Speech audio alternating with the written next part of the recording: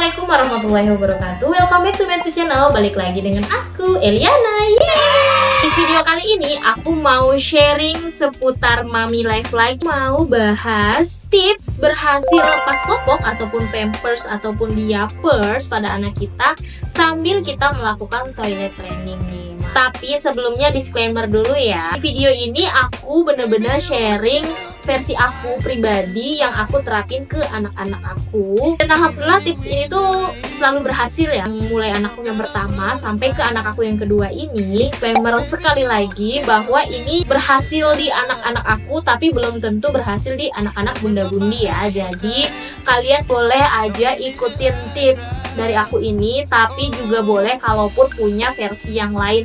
Tidak harus sama, tapi ambil yang baiknya dan buang aja yang buruknya gitu ya bun. Kalian ambil aja manfaat yang baiknya, tapi lupakan yang kira-kira tidak bisa kalian pakai. Oke, tanpa berlama-lama kita langsung aja ke sharing Mommy Life.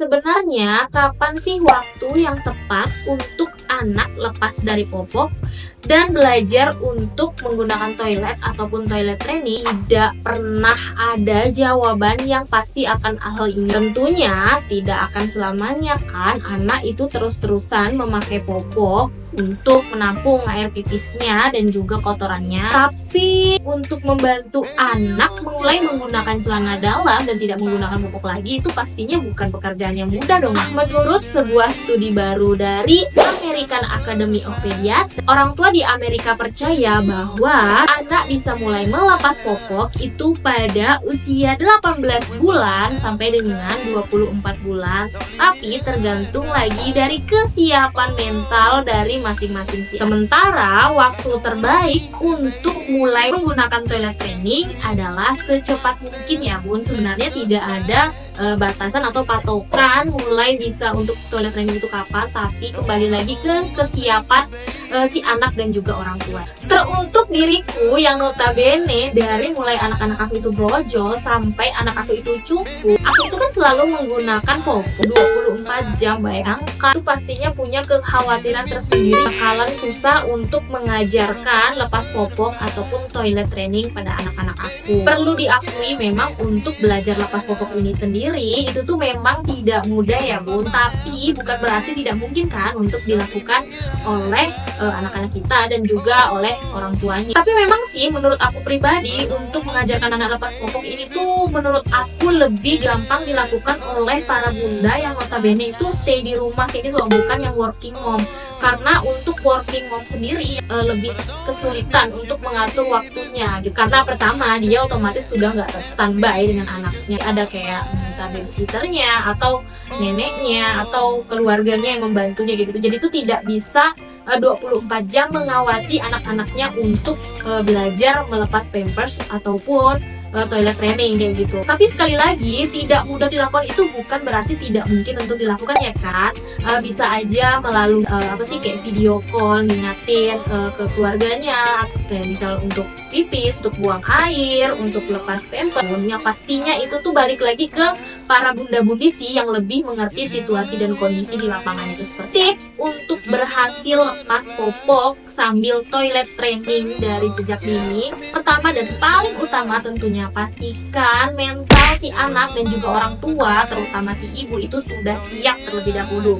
Nah, siap di sini itu tuh artinya udah siap dengan segala situasi dan kondisi, pastinya juga konsekuensi yang bakalan terjadi ke depannya itu udah harus siap dengan segala sesuatunya ya. Di anak-anak aku itu aku mulai ajarkan saat usianya 1,5 tahun sampai sebelum 2 tahun itu alhamdulillah udah berhasil semua ya untuk toilet training dan juga lepas popok itu udah berhasil. Sebelum melepas popok, ajarkan kepada anak itu aktivitas bertoilet seperti pipis, BAB atau cuci muka, cuci tangan, dan bersih-bersih itu semua supaya anak memahami kalau mau bersih-bersih tadi itu tempatnya adalah di toilet. Mau dia pipis kayak, mau dia atau cuci tangan, cuci kaki itu semuanya itu dilakukan di toilet. Nah, yang kedua yaitu minta anak untuk memberitahu jika mereka itu punya keinginan untuk buang air. Di sini kita bukan cuma minta bantuan si anak untuk memberitahu kita, tapi kita sebagai orang tua, terutama selaku ibunya, kita juga harus bisa menawarkan atau menanyakan kepada anak apakah dia ingin buang air besar, apakah dia ingin buang air kecil dan sebagainya. Meskipun kemampuan bicara anak tuh biasanya masih terbatas, tapi kalau kita minta secara berulang-ulang dan berkali-kali, itu pasti anak tuh bakalan paham gitu loh. Meskipun dia masih belum lancar kayak gitu bicaranya, tapi kalau kita lakukan itu secara berulang, insya Allah anak itu bakalan paham dengan apa yang kita minta. Kita juga perlu memahami bahasa yang diungkapkan oleh anak. Bisa jadi dengan ekspresi wajah, bisa jadi dengan dia memegang perut, memegang alat kelamin, terus dia diam di suatu sudut ruangan dan lain sebagainya. Dia tuh sebenarnya kepingin buang air gitu. Kita tuh juga harus sigap gitu loh, harus paham. Memang butuh kesabaran ekstra ya bun untuk melakukannya, karena yang sering kali terjadi adalah anak itu memberitahu kita itu kalau udah pipis, malahan bukannya sebelum mau buang air, tapi setelah pipis malah baru ngasih tahu kita gitu loh. Ujung-ujungnya tuh terkadang bikin kita emosi gitu ya kan. Lanjut yang ketiga, yaitu lihat pola berkemih si kecil. Sebenarnya ini tuh langkah hampir sama dengan langkah yang kedua tadi. Kalau kita udah tahu nih pola anak pipis ataupun beberapa menit sebelumnya, kita udah harus kita tanyain dulu, mau pipis nggak? Mau pipis nggak? Yuk kalau pipis yuk ke WC yuk gitu. Biasanya walau belum mau pipis banget kayak gitu, tapi biasanya kalau udah kita bawa ke toilet itu kayak otomatis tuh pembawa udah langsung pengen keluar gitu loh. Kayaknya WC itu memberikan apa ya, dukungan secara alamiah untuk kita tuh pipis dan kayaknya ya. Karena setiap anak dibawa ke WC itu tuh bawanya udah langsung pipis kayak gitu. Kalau di anak-anak aku sih alhamdulillah seperti itu, paten. Untuk yang keempat, ini cukup sulit ya dilakukan, yaitu bangun tengah malam. Ya kan? Kan bangun tengah malam bagi anak, khususnya batita, itu tuh nggak mudah ya, dan sulit untuk tidak mengompol pada malam hari.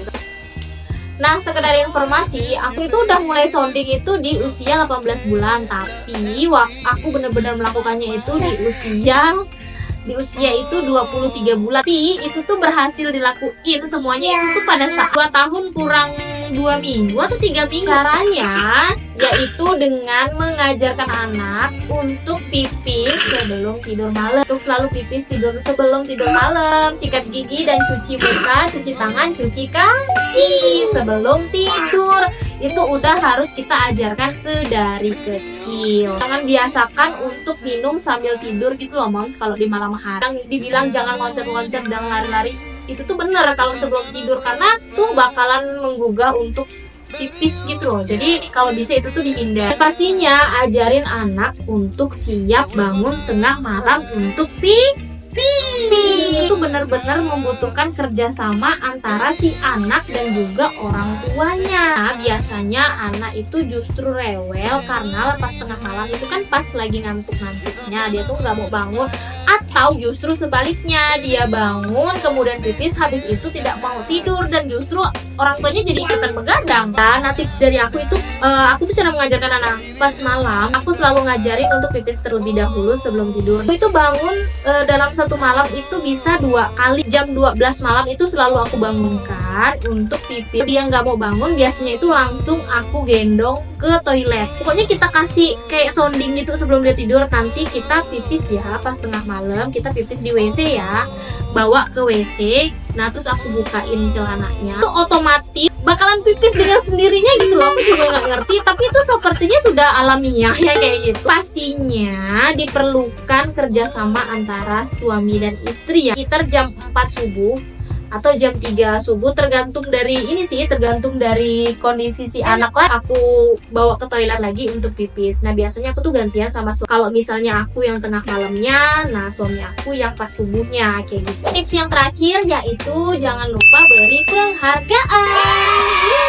Jika anak mampu melakukan toilet training, jangan lupa untuk memberinya penghargaan. Nah, penghargaan di sini itu bisa berupa pelukan, pujian, kecupan. Jangan lupa bilang terima kasih sudah mampu untuk menahan keinginannya untuk pipis misalnya, untuk BAB misalnya, dengan cara memberitahu kita kayak gitu tuh. Jangan lupa kita apresiasi ya, biar mereka itu semakin semangat untuk melakukannya di kemudian hari. Pastikan harus konsisten, harus dilakukan pelatihan secara konsisten dan terus menerus. Percayalah bunda bundi, kesusahan ini tuh dan kesulitan ini tuh biasa gitu loh, hanya di awal-awal pelatihan kita aja. Pas dari seminggu kita melakukan itu secara terus menerus dan konsisten, insya Allah itu tuh bakalan udah lancar gitu loh, bakalan udah ya udah biasa aja gitu, kita tuh bakalan sudah terlatih. Mungkin sekian dulu video sharing aku kali ini, semoga sharing kali ini bermanfaat. Disclaimer lagi ya, ini tuh nggak harus kalian ikutin, yang baiknya kalian ambil, tapi yang buruknya nggak dan nggak sesuai itu kalian tinggalin aja. Semangat dan semoga berhasil melakukan lepas popok anak ini dan juga toilet training. Jangan lupa like, komen, dan pastinya subscribe channel YouTube aku ini supaya aku semakin semangat nih untuk upload video-video selanjutnya. Dan jangan lupa nyalain lonceng notifikasinya supaya kita selalu terhubung di setiap video terbarunya.